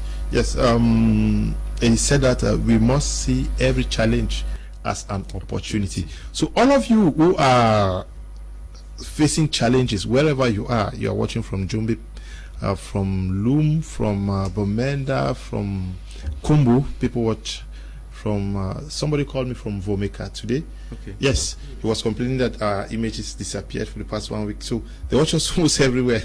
Wow. Now, yes. So everybody is faced with challenges. Sure. But the message or the good news, the gospel is that they should use these challenges as opportunities. Okay, so it's very important when the very fact that you have a challenge, it's a pointer that you have the solution to that challenge. Mm-hmm. According to the Holy Book, God will not give you any challenge that is bigger than you. So any challenge you are facing is a pointer that God wants to use you as an example to solve the problem for yourself and to solve for others who are going to face that kind of challenge too. So see your problem as an opportunity for growth. The way I define problem is an opportunity to grow or opportunity to increase. So when you have a challenge, don't concentrate on what the challenge will bring to you. Concentrate on why the challenge came to you at the first place. When you start answering the question why, it gives you a broader mind to start thinking of a solution. So the problem is most human beings start thinking of what instead of thinking of why. So if something happens, is what happened? What happened? So you're looking for who to blame and all of that. But thinking of why did this thing happen to me? The universe will give you a solution immediately and you start solving the problems.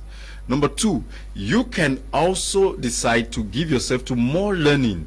More learning doesn't mean you should go to school. Just figure out this. In the scripture, the Bible said there's no problem, there's no new thing under the sun. He said the thing that is a thing that has been, and the one that will be is one that's already existed. So anything that's going to come before you had already existed. So the problem you are going through, has someone been through it before? If yes, did they solve it? Did it kill them? If it killed everybody that it met, it means just surrender, you're going to die. But if someone went through it and survived, then you too can also survive. So what are you supposed to do? Figure out what did they do that they went through and they scaled out of that problem. Start doing what they are doing. The best way to scale out of life is to kill yourself first. That's what I always say. You have to sacrifice to a level where it looks like you are going to die. Until you are dead, you can never live. So people don't live because they are afraid of death. So kill yourself, make a lot of sacrifices, learn, make new friends, gather new information, change your environment if you have to, for you to be able to shift from a fixed mindset to a growth mindset. Very important. Always see your problem as a stepping stone to another level. Because the moment you solve that problem, you are going to a new brand new. And if you decide to stay there and cry, you will remain with your tears. If you decide to make a change and pick a solution, God will always bring people who will help you out. The only time the universe start responding to you is when they see your inner action to make a change. Miss L, there is this dependence syndrome. My brother then there for bush. Yes, you once they send 100,000, it's done. You call uncle, you call auntie, you call this, and we are looking at that is a challenge and an opportunity. Is it also an opportunity for you to see the need to also start meeting other needs, and by so doing, pushing yourself to walk out of, because that is your comfort zone. Yeah. Pushing yourself out of that position of always receiving and then playing the role of the giver. Okay, I will start by saying this. You don't make money by receiving gifts from people. Nobody has actually ever made money by receiving gifts. Nobody. Now it's more about what you can put in. A lot of us want to just stay at the point where for the pave the way where the river is flowing. They want to stand at one point where we can just be carrying, and then nobody is thinking of who is actually at the forefront doing the work, and you are down there receiving, just carrying the water that you're carrying.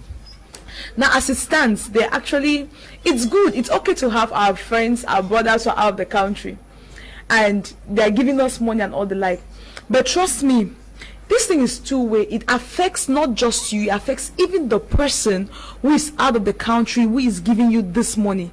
It affects them. I think there are so many of them out there that are suffering from depression because of their family members who are constantly asking for things that don't exist. That's my point. They make demands for things that don't exist, and we don't know the stress that they are going through. We don't know the pain that they are going through. It's okay to receive gifts, all right, but put yourself in a position where you can also be able to give. If the Bible is talking about the person who is more blessed is the one who is giving, then why don't you put yourself at a position where you are giving to others? See, there is a satisfaction that comes.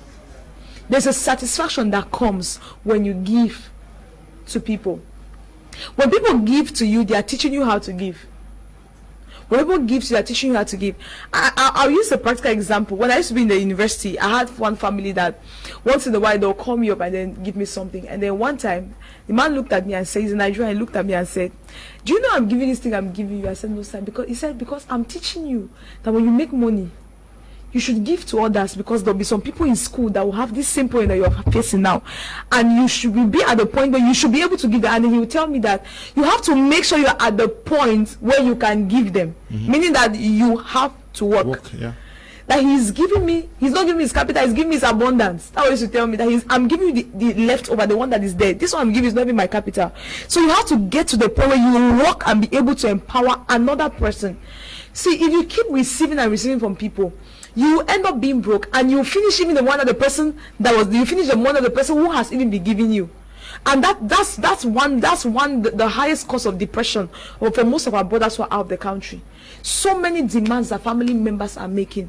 Why don't you get to the position where you can be able to give? When you have the mindset or the mentality of having, there is a way the universe cannot deny things from you. If you keep saying I'm broke, you want to keep receiving and all the like. If you keep saying I'm broke, you remain broke. It's normal. Everything that will happen around you will be things that will make you to be broke. That's how it works. But if you keep saying I have, you keep working from a mindset of somebody who has already, somebody who has the conception or the perception that you can be able to give to another person. Now the universe makes things available such that you can be able to have. Now, if I have the desire to give somebody something, I might not have it now, but because I'm thinking about it so much, opportunities come my way that I'm able to have this money that I can be able to give to the persons that I wish I should give to. But if you say you are broke, every opportunity around you, everything that happens around you comes to the point where it keeps making you broke. Okay. Good evening, Mr. Liu. It's Clotilde writing from Douala. I love the program, and thanks for the great words. I'm really inspired, and I'm taking a bold step. Like I announced on Monday, please, this is an opportunity to also advertise with my Media Prime. Don't stay behind thinking that it may be too expensive, you may not be able to do it. Please take that bold step and call me, and we are going to give you the opportunity to advertise with my Media Prime. And why not be a sponsor to either this program or any of our programs? And just call me after this. If you don't dare, Yeah, I turned to a businessman. Yes, don't stay behind. This is a platform that is that can take your product. Thousands of people are watching this program. Yes, so, and if they see your product, then you are good to go. So it's also an opportunity for those who want to sell their products. Somebody just sent me honey that we should help sell the honey. I don't know whether you can help them. You deal with honey? Yeah, Mr. BUJI is in charge of that, so honey, they can just contact the product there. Okay, farm product. So the person who wrote to me about honey, can you just call the number under the screen? They will help you. Okay, I have to do business now. Good evening, Mr. Liu. We need to start from a solution standpoint and start working towards the problem and not vice versa. Thank you. Zain is writing from Boya. Good evening to you, Zain. Good evening, Mr. Liu. He says, I love the program and thanks for the great words. I'm really inspired. I'm taking a bold step. Yes, you better take the bold and giant step. This one says, my sister, you said it all. Those of us out of the country are in hell with family members. Hope it is not a crime to say no. Mola Ikema is writing from out of the country. Yes, Asha, we understand. Hello, Mr. Leo. Good evening. This is Brandon from Finland. My regards to the panelists. I am always following your program. Tell Mr. Teke that he speaks about Cameroon as if Cameroon is in space. Many of us raised money and decided to come and invest in Cameroon. As I speak, all the businesses some of us started are shut down. People are complaining of there is no money. Mr. Teke doing business in space. Okay, he's asking whether you are doing. Brandon, Brandon has sent this message 10 times. So that I must read it. Brandon, yes. Brandon can always write to us because we're still figuring out a way. I've had a lot of these complaints. People send their money to relatives opening business and cannot be well managed. So we are trying to create a forum where these people can fit in. So they can always write to those numbers and see how we can fit them into something, how their business can be well managed and they can actually enjoy the fruits of their labor. Okay. Love the saying that our negative circumstances should create a positive impact in our mindset. Thanks for the incentive, bro. Text Ebon Russell is writing from Limbe. Okay, good evening. I'm watching you from Denmark. Keep it up to help us change how we think. Thank you very much. Pastor Julius writing from Bumnebel says, hi, Mr. Leo. We don't certificate, but a change of mind. Said, I am a first school living, but I have farmhouse, plots, etc. Hard work pays. Okay, yes, that is what we are talking about. Good evening, Mr. Leo. Your panelists are so inspiring. I am in agriculture. Let your panelists give me the magic to enable me succeed. KUNEH is writing from Bamenda. I'm sure they are also into heavy agriculture. Just get to them using the number. Good evening, Mr. Liu and all in the studio. Just want to appreciate Mr. Teke for his book. The Billionaire's Mindset has been a booster in my lifestyle. Simon too is writing from Kumba. Tell Mr. Teke to throw light on the tax loan scheme. Immaculate is writing from Boya. Immaculate, I'm also interested in that scheme. Good evening, Mr. Leo. I'm a keen listener of your program. Those guys are wonderful. I've gotten the number and will get to them. Danyang is writing from Kumba. Good evening, Roman. This is Edwin writing from Bamenda. Okay. Not easy there. Good evening. I am Adjutant Chef Tabot. I'm retired. Your program is very nice. I would like to have Mr. Teke's number. I would like to talk with him in person. Can you just write him using the numbers on your screen? Good evening, Mr. Leo, and to everyone in the studio. Just to remind, especially the lady, when you talk of borrowing money for education, it has to do with gender, because there is a string attached to that. It's Chuck Cornelius. Right. Hi, Mr. Leo. Good evening to everyone in the panel. Please, I wish to ask Mr. Teke, where is his head office in the southwest? I'm sure the head office should be in Boya. In Boya, yes, around Moki Garage. Good evening, Mr. Leo. I love the program. Please let Mr. Teke also organize a program in Santa Techi Paul, writing from Santa Council. Okay. Good evening, Mr. Leo. Please, only people who are angry with their situation and want to change their situation will be able to listen to and acquire basic knowledge on the pathway to financial freedom. He's a role model. The wise one will listen and get in touch with him and his team. They have what it takes because they are not talking out of nothing. Kudos to you all in the studio, and especially to Mr. Teke. Keep enlightening us. Yes, Mr. BUJI. No. It's you, yes. It's the most essential ingredient to the growth mindset. Also, education. That is, you must be ready to learn. You want to grow, you want to make money, but when you organize seminars, you are never there. You are on WhatsApp every day instead of going to Google to look at how to make money. Yes, you are only looking at status and commenting and insulting, and you are on TV instead of going to watch educative television stations, like watching this program. You are watching novellas, and is that not the core? Education has a vital role. A vital role. One time we had a program where we were talking about human capital, the importance of human capital. When we're talking about education, don't get mixed up. We're not talking about you just sitting in a secular school setting, the normal school setting where you sit in school, going to secondary school. We're not talking about that, all right? Although it's a part of it, but we're saying that the real learning is more about information that can be able to boost your abilities, can be able to help you build your skills, and be able to help you convert those skills to profitable activities. All right. So education is very vital. If you want to be able to grow, you need to be informed. You need to know these processes, these things we are talking about.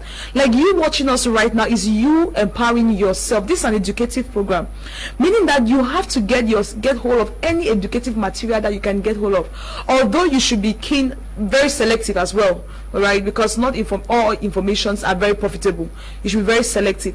But let's not put our mind so much on pleasure. Don't put your mind so much on when you're on TV, like you're watching the TV. What do you watch?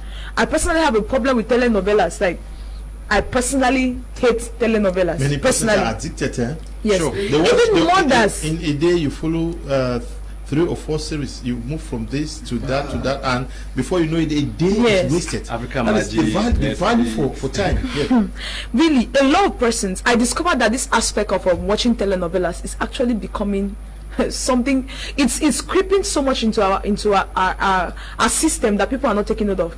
Even mothers, like I'm talking about aged people, when they sit in front of their televisions, all they want to focus on is telenovelas.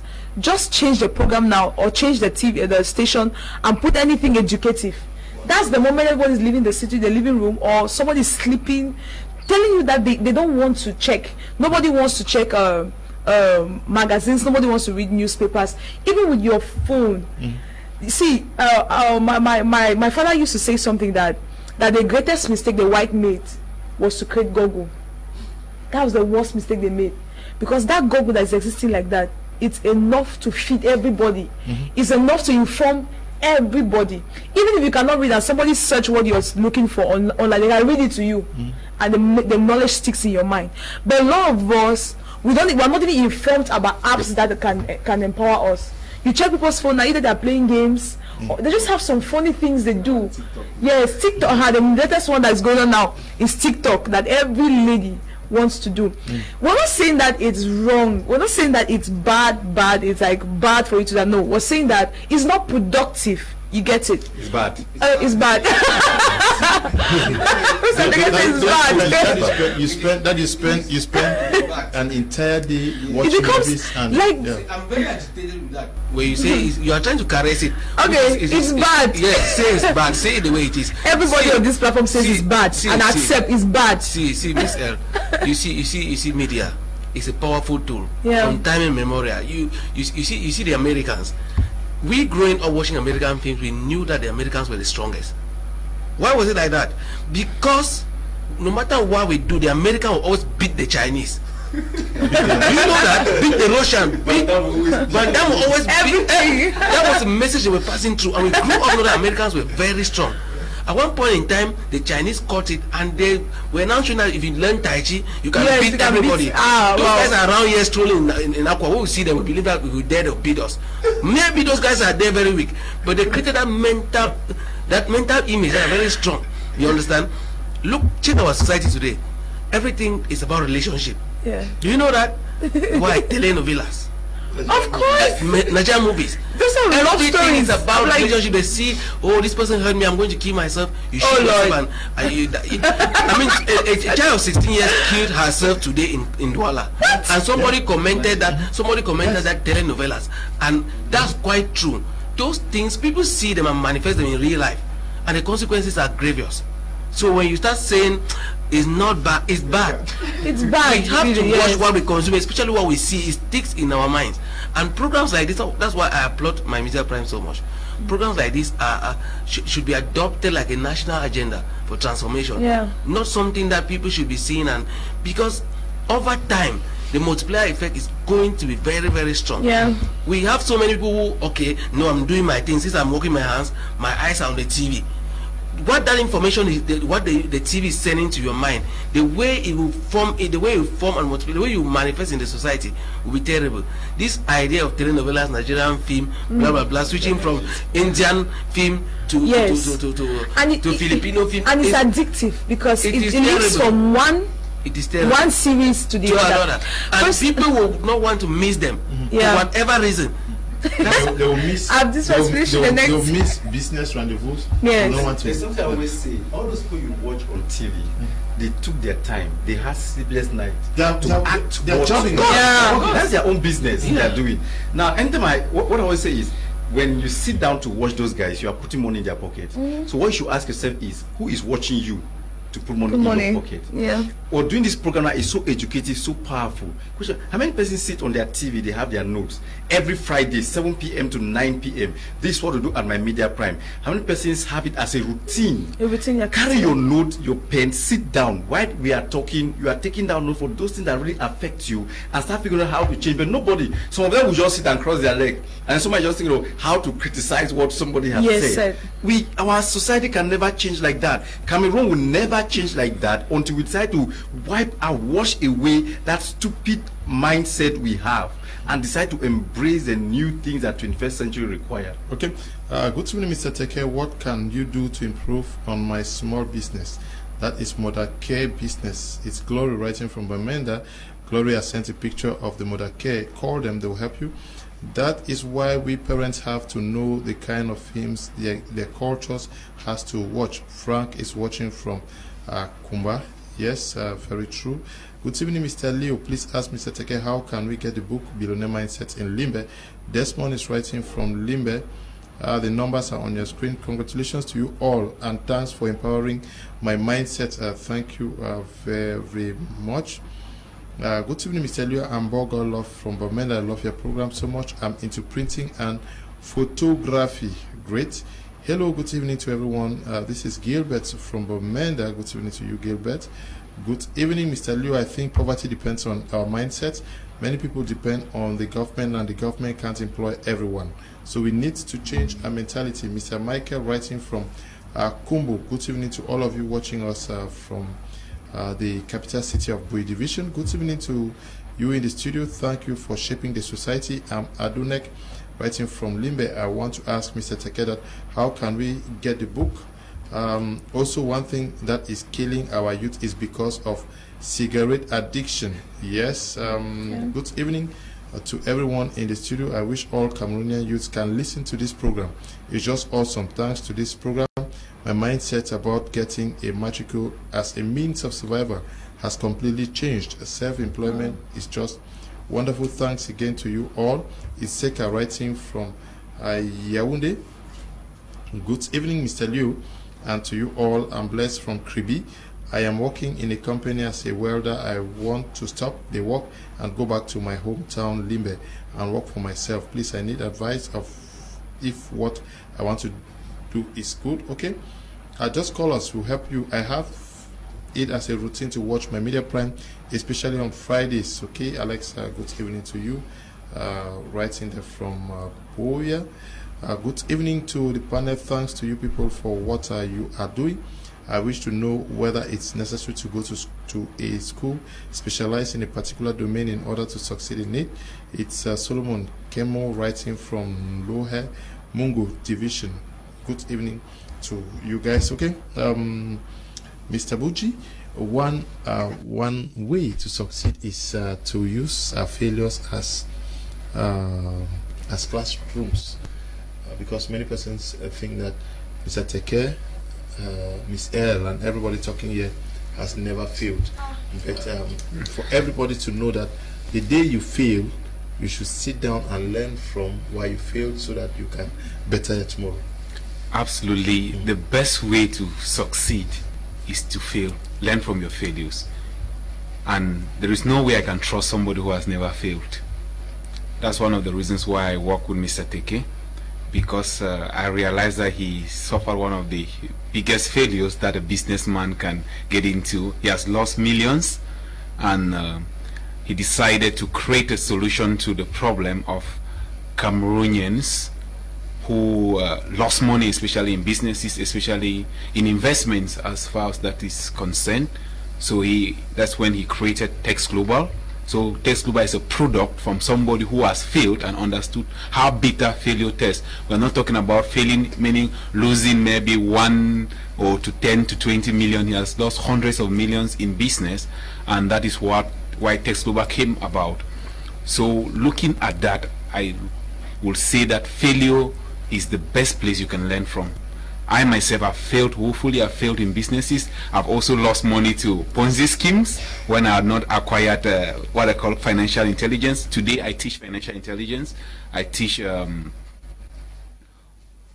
finances, financial management. All those are lessons that I learned from failure.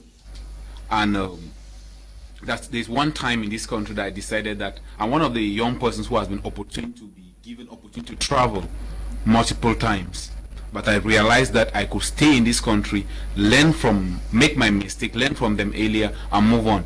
And today, the opportunity that I also have, I share it with people, especially the persons who have gone abroad. I want to relate this to somebody who says what was promised him when he went there, he has not been able to achieve the promise of the greener pastures abroad. And this also goes to the people watching us out there. Recently, these travel opportunities, some of them are businesses that people just advertise. They make you to travel, they make their commissions, they don't care about you. When you are over there, that's when you face the true part of the story.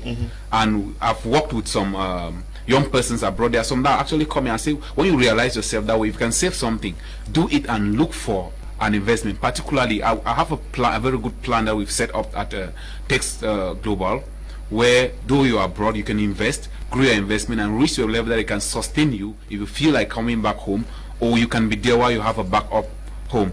So all those things are things that they are coming from the experience that we have had from failure, and we understood what it means to fail and what it means to succeed. So we don't talk like one of our listeners said, we are not talking for mid-air, we are practical guys.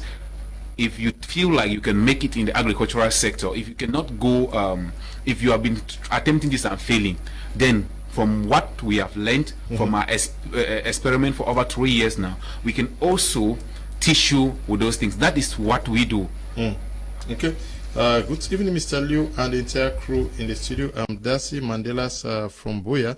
Please, Mr. Liu, from which bookshop can I get the Billionaire's Mindset? Just call the number on your screen there. You get it. Good evening, Mr. Liu. I am a fervent listener to this program. I like to be a member of TEKE Global. Extend my greetings to the team on board. It's Oliver writing from Manfi. Oliver, call the number, please. Good evening, Mr. Liu. It's Cedric writing from Yaoundé. I really appreciate your program. Please, can I have Mr. Teke's number? It's on your screen. Just call the number. Good evening, everyone. I'm grateful with the program. Doc Armstrong writing from Mutengene. I think implementing meritocracy might also help to improve on our growth. Thanks. Yes. Mr. Teke, sorry for writing again. I sincerely also need that initiative on how to grow business. Desmond is writing from Boya Sandpits. Okay. Good evening to you all in the house. I'm really inspired this evening by your works. Keep it up. Thank you very much. Great job, Mr. Liu. Thanks to your panelist. Derek is writing from Douala. Good evening, Mr. Liu. I want to use this opportunity to greet the staff of TEKE Group of companies, especially Mr. Teke. Thank you, sir, for being an inspiration to most youths, both home and abroad. From Mrs. Teke Sheila. Okay. Is that madam? Yes. It's madam, eh? Yes, yes. Okay. Hello, madam. Greetings to everyone in the studio. I'm Fire Gideon, Farmer Gideon. Salarization is the 21st century slavery. It is good to touch money for 366 days rather than touching money only 12 times within 366 days. Okay. Farmer Gideon is writing from Taku Indu subdivision, that is in Dungamantung. Yes. Good evening, Mr. Liu, and to you all in the house. I'm Sidoni from Kornoni.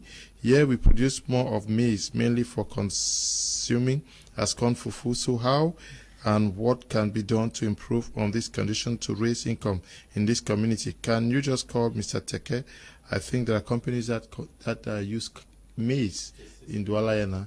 If you can produce them in large quantities, and you can okay, you buy maize. It's yellow maize, yes. Okay, so the people of Kornoni, they can organize themselves and engage in large scale maize farming, and there is market for it. Okay. Hello, Mr. Liu. Good evening to you in the studio. I really need to learn financial intelligence. I'm Livingston writing from Bamenda. Good evening to you, Livingston. Mr. Teke, one core aspect in building this growth mindset has to do with being dynamic, not static, not fixed to your idea. It must succeed this way. When you are venturing into either business or anything, you should make room for a plan A, B, C, D, and ready to embrace evolution, sir. Yes, I like using the word flexibility. You always have to be flexible. In case it doesn't work this way, what else do I do? So that you don't get so myopic thinking it must be done this way, and if it's not done this way, then it's not working. You can always have bend, you can always have joint, you can always have midpoint somewhere where you want to fix things. So one of the best way to be able to develop a growth mindset is that you must be flexible. It's one of the truest character of a great leader.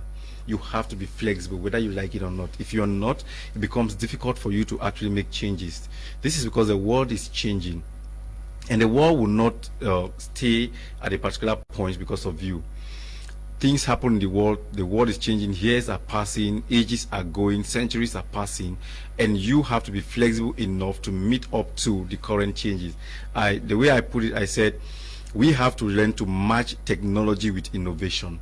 If we do that, it's a perfect way to develop a growth mindset and actually match up as changes occurs. So you don't have to think that because I was taught in school like this, it has to follow this pattern, or because my parents said this, it has to follow this pattern. We have to know that changes occur, and we have to work with the changes that we see. Flexibility is the key to developing a growth mindset. Okay, flexibility is the key to developing a growth mindset. Wherever you are watching us, I'm using this opportunity again to announce that you can use us to advertise. I think this is the best platform you can use to reach out to your clients. If you know you want to grow your business and your revenue, so you should not be contented to what you are making out there. You can make far bigger revenue from our expertise in advertising. It's too narrow to blame people of fixed mindsets without also looking at the governing institution or system which is necessary to be in place to help people grow. That is the mindset we want to get out of, because the government may not change for the next 50 years. What do? You wait until 60 years where we are in the graves to change. So you have to survive. Good evening, Mr. Liu and your panelists. What Mr. Teke talked about as teachers concerning loan is nothing but the truth. I will be the first person in the teachers seminar, no matter the form of registration. Thanks for Mr. Teke's an inspirational speaker. Sumbele Kelvin is writing from Kongsamba. Good evening, sir. I'm Charles from Yaoundé. No disrespect, sir. Just want to talk on the point of colleague of yours said that TikTok is bad. I believe in our society is full of unemployment, and we the youth have to look for other means to sustain us in our daily bread. And I believe TikTok is one of them because people have made lots of money. No, not from what they mean is using it negatively. It's like saying social media is bad. No, you use it positively. My take, you are not picking your call, Mr. Paul from Santa. We are on air. They cannot pick the call now. Good evening, Mr. Liu. I want to ask Mr. Teke why they are not in Adamawa region or northern part of the country. I'm Elvis, writing from Gaundar, Adamawa region. Okay, the development is coming your way. Good evening, sir. Inspired watching you guys. NEBA Paul Azimi happens to be my schoolmate from secondary school right up to the university. I'm happy watching you guys for the first time. Mr. Teke, I'm overwhelmed seeing you as young as you are, but so inspiring in shaping the society. Courage to you guys. May I have Mr. Niba's number? Perhaps it will be of help. Mbo Oliver, writing from Bamenda. You know him? Okay. Greetings to you, Mr. Liu, and your vibrant crew. I am an addicted fan of your program. I will be glad to have you people discuss the place of Cameroonian films in Cameroon and their importance.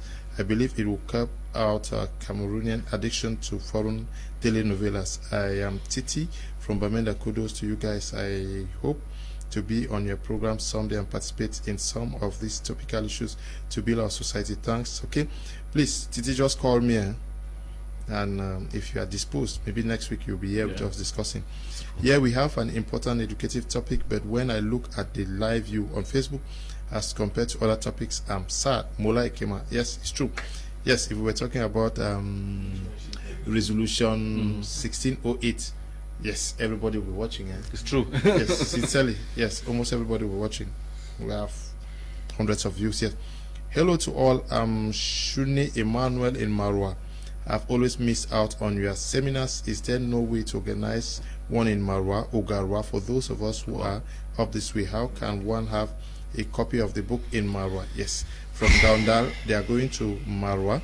Good evening to you all. Your guests are just superb. Innocent Barozil, photo writing from Bonaberi in Douala here. They want you people all over the country. Good evening, Mr. Leo, and my regards to those in the studio. I'm Eddie from Douala. I just want to comment on the aspect of traveling abroad. Okay, that is not just about going to work for money, but to learn and acquire experience as well. As we shouldn't be stereotyped about that. Okay, you say God bless your programs. Thank you very much. Unfortunately, we will have to end at this juncture. Miss L, thank you for coming. Thank you so much, sir. Yeah, it's only my time. Okay, I should not end without giving this announcement. Okay. The first announcement is about Text Breed. Somebody asked about Text Breed. Yes, Text Breed is fully operational, and we'll be having a seminar on the 29th. That's this week that's coming up in Boya. The event will be communicated subsequently. We're going to have that seminar so we can give orientation on how the project funding will run, and we're looking forward to funding the first set of projects by the 12th of June. So you hurry up now, prepare your projects and join us. And to those who are seeking to have access to more mind empowerment activities or mind empowerment trainings, I've mentioned this last time, Mr. Teke has a training institute called SHEP Academy. It's a mentorship program. For just 1 month, you can be able to gather so much information that you need to be able to sustain your businesses. So if you need to register at SHEP Academy, or you have a business project that you need funding for, just get to us and we will give you all the information you need. Thank you all so much for always watching. Okay, thank you too, Mr. BUJI, for coming to talk to our televiewers. Thank you so much. Thank you, televiewers. It's always wonderful being here. Greetings to Madam Teke Shela for her contribution. After all, I told her that it's a farming season, so as the wife of the chief farmer of the country, she's supposed to be back, and she answered that call. Away from that, TEST Global will be having a seminar on the 29th of this month in Limbe, and next month is the 10th for Yaoundé on the 6th of June. We are going to be having a seminar on financial empowerment, how to explore the agricultural opportunities in this country, and of course, live a life of financial freedom. Okay, thank you too for coming. Thank you, Mr. Leo. Thank you to our televiewers. It's always a pleasure for me to be here and share my ideas with our community. I think today was a hot topic because it's shaking the very tables of our daily habits, and we must embrace them and try to change. Shout out to Madame Lukong, a lady that met me and Mr. BUJI during the week with all downloaded versions of this program in her phone that she watched often. I think that is what we are talking about, and people should do that often. It's a wonderful thing that we are discussing this, and for sure if we try implementing what we are getting from this platform, we are sure that we are going to have a better tomorrow. Okay, Mr. Teke, thank you too for coming. Thank you so much, Mr. Leo, and the boss of my media prime. Thanks so much for this platform. We are so grateful, and we are here to ensure, see how we can put our own little quota to make sure the average Cameroonian is enjoying the benefit of being a Cameroonian. Like I will always say, there can never be a new Cameroon without a new Cameroonian. Let's keep changing ourselves, and we keep changing the world. God bless you all. We want to thank you, Desmond, Eli, Bertrand, and Noel. Thank you to Mr. Tabi, Tambe Bryant, who is supervising the work we do out here. Stay blessed. Bye-bye.